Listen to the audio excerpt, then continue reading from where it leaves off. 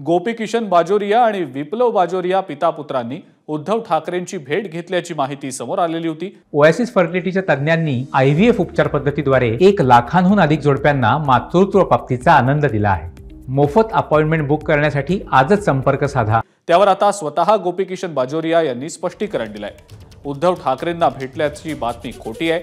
उद्धव ठाकरे गटाची विश्वासार्हता संपलेली आहे। प्रसिद्धीसाठी ठाकरे गटाकडून खोट्या बातम्या देणं बंद करावं अशी टीका गोपीकिशन बाजोरिया यांनी केलेली आहे।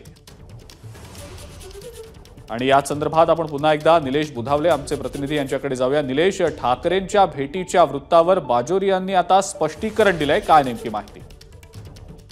अजिंक्य, काल एबीपी माझाने ही बातमी प्रथमतः समोर आणली होती आणि गोपीकिशन बाजोरिया यांनी विरोधी पक्षनेते अंबादास दानवे यांच्या दालनामध्ये उद्धव ठाकरे यांची भेट गोपीकिशन बाजोरिया यांना घेतली होती अशा पद्धतीची माहिती समोर आली होती।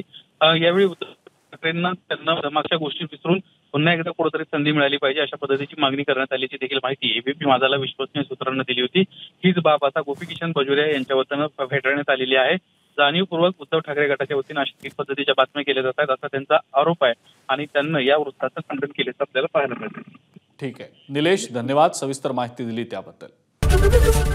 एबीपी माझा, उघडा डोळे बघा नीट।